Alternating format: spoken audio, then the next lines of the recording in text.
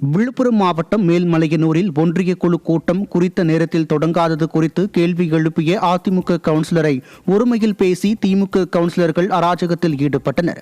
காலை 11 மணிக்கு கூட்டம் தொடங்கும் என கடிதம் அனுப்பிவிட்ட 1 மணி வரை கூட்டம் தொடங்காமல் இருந்துள்ளனர்.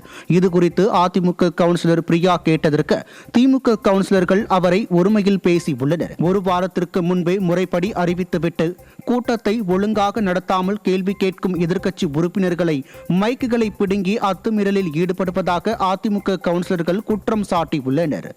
ஈரோடு மாவட்டம் கோபிச்செட்டிப்பாளையம் அருகே குடியிருப்பு பகுதியில் ஊராட்சி குப்பைகளை கொட்ட பொதுமக்கள் எதிர்ப்பு தெரிவித்து போராட்டம் நடத்தினர்.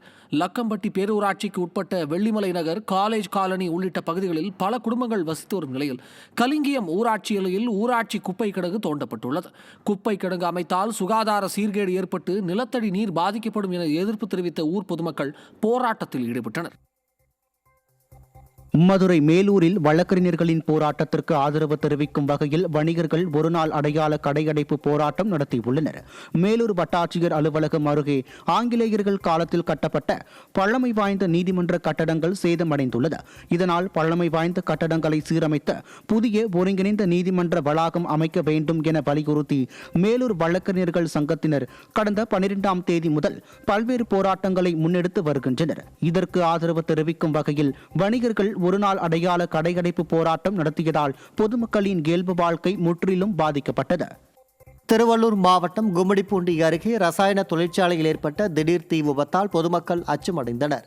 இன்று காலை ஏற்பட்ட இந்த திடீர் தீ விபத்தால் அப்பகுதி புகைமூட்டமாக காணப்பட்ட நிலையில் தீயணைப்புத் துறையில் தீயை வெகுநேரம் போராடி அணைத்தனர்.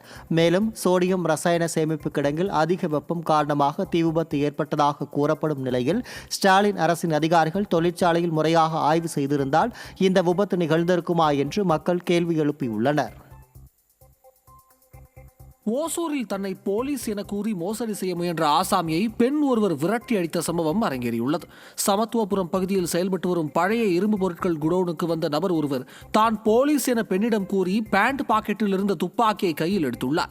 அதிர்ச்சி அடைந்த அந்த பெண் தனது செல்போனை எடுத்து வீடியோ எடுத்த நிலையில் அச்சமடைந்த ஆசாமி அங்கிருந்து உடனடியாக ஓட்டம் பிடித்தார். இதுகுறித்த வீடியோ காட்சிகள் வெளியாகியுள்ள நிலையில் திமுக ஆட்சியில் போலி காவலர்கள் நடமாட்டம் அதிகரித்துள்ளதாக குற்றச்சாட்டு எழுந்துள்ளது. கிருஷ்ணகிரி மாவட்டம் வெப்பாலம்பட்டியில் அரசு பள்ளி அருகே அதிவேகமாக வாகனங்கள் செல்வதால் சாலையில் வேகத்தடை அமைக்க கோரிக்கை எழுந்துள்ளது.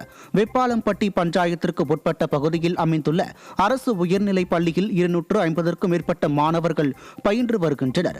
இந்த நிலையில் பள்ளிக்கு அருகே உள்ள மாநில நெடுஞ்சாலையில் வாகனங்கள் அதிவேகமாக சென்று வருகிறது. இதனால் மாணவர்கள் மிகுந்த அச்சத்துடனே பள்ளிக்கு வந்து செல்லும் நிலையில் அசம்பாவிதம் ஏற்படும் முன் சாலையில் வேகத்தடை அமைக்க மாணவர்கள் மற்றும் பெற்றோர்கள் கோரிக்கை விடுத்துள்ளனர். இப்ப சமயத்தில் பாத்தீங்கன்னா ஒரு மாசத்துல 4 இளைஞர்கள் கீழே விழுந்து அடிபட்டு இறந்து போயிட்டாங்க, ஸ்பாட்ல இறந்துட்டாங்க.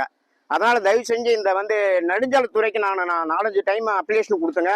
அது அவங்க ஏத்துக்கொள்ள ஒண்ணுமே இது சரியா செய்யல, செயல்பாடும் ஒன்றும் இல்லை. அதனால தயவு செஞ்சு இந்த நெடுஞ்சாலைத்துறை பள்ளி அருகாமையில் அமைஞ்சிருக்கிறதுனால ரொம்ப இடையூறு இருக்கு குழந்தைகளுக்கு. அதனால அது அரசு இது தலையிட்டு இதுக்கு ஒரு வேகத்தடை அமைக்குமாறு மிகவும் தாழ்மையுடன் ஊர் சார்பாகவும் பள்ளியின் சார்பாகவும் பெற்றோராட்சி கழக சார்பாகவும் நான் கேட்டுக்கொள்கிறேன் சார்.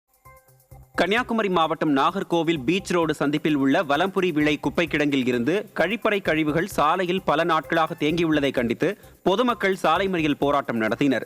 52 வார்டுகளில் வீடுகளில் இருந்து எரிக்கப்படும் குப்பைகள் மலை போல் குவித்து வைக்கப்பட்டுள்ள நிலையில் குப்பை கிடங்கு மாற்றப்படும் என கடந்த தேர்தல் அறிக்கையில் குறிப்பிட்ட திமுக வழக்கம் போல் ஏமாற்றிவிட்டதாக கூறும் பொதுமக்கள் குப்பை கிடங்கை மாற்ற வேண்டும் என கூறி சாலை மறியல் நடத்தினர்.